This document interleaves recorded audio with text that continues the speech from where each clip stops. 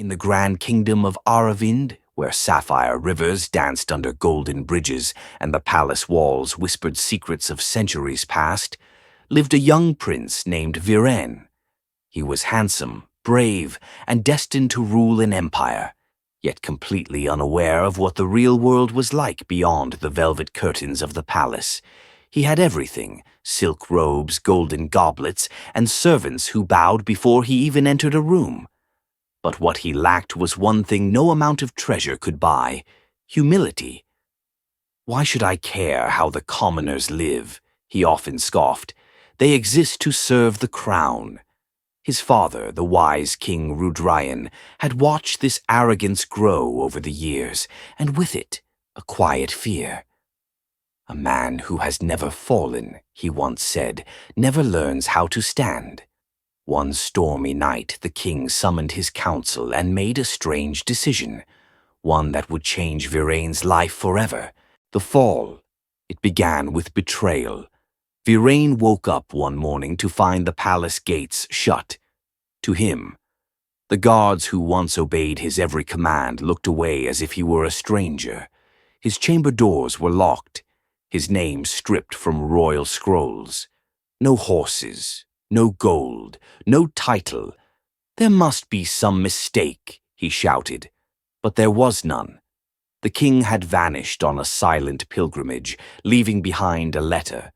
"My son, to be a king you must first be a man, and to be a man you must learn what it is to have nothing. I've made arrangements to strip you of title and privilege, temporarily, and send you into the streets as a commoner. Survive. Learn. Return only when you understand what it truly means to lead." Viren crumpled the letter in disbelief.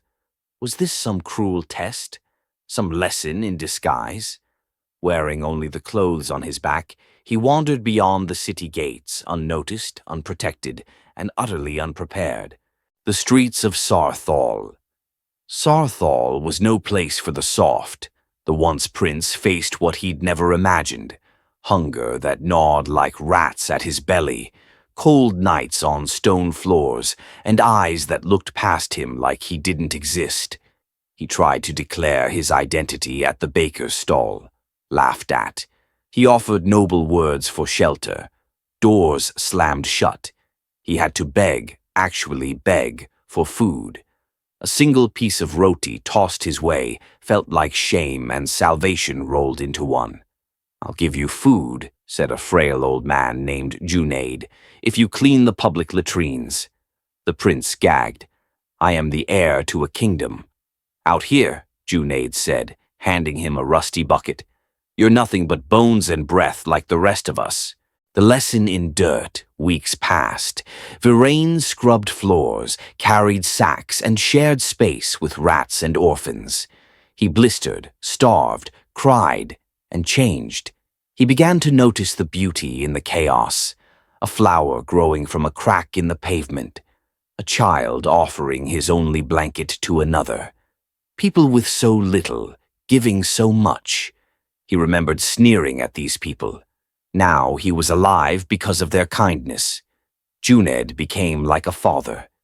"You know, Prince," he'd whisper sometimes, "power doesn't live in gold. It lives in hands that help." The turning point. One night, as he returned from work at a candlemaker's shop, he found a boy being beaten by thugs in a dark alley. Without thinking, he jumped in to defend the child. He was bruised, bloodied, and left unconscious in the dirt. But the boy escaped. When Viren awoke, he was in a healer's hut, surrounded by candles and quiet prayers. The same boy sat by his side. "You saved me," the boy whispered. "No one ever does that here." That was the moment Viren realized something profound. For the first time in his life, he had earned someone's gratitude, not demanded it. Return of the King. A full year passed. By now, the streets of Sarthal knew the beggar named Viren, not as a prince, but as the man who carried water to old women, played games with orphaned kids, and gave away his food more often than he ate it.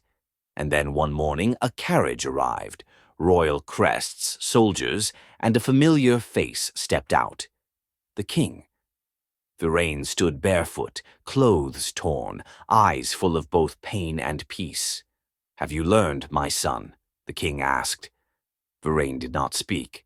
Instead, he walked over to a sick woman coughing on the street, covered her with his own shawl, and returned. The king nodded. "You are ready." The crown on a humble head back in the palace, everything returned, the titles, the robes, the gold. But something in Virain didn't. He ate in the servants' quarters at least once a week. He opened free clinics and schools across the kingdom. He banned the word beggar from court speeches, replacing it with unhoused citizens. His first royal decree: a leader must serve before he commands. And behind the throne, in every statue and story told, there was one name forever remembered, not for ruling a kingdom, but for understanding its people: Virain, the heir who became a beggar. Moral: to lead others, one must first understand them.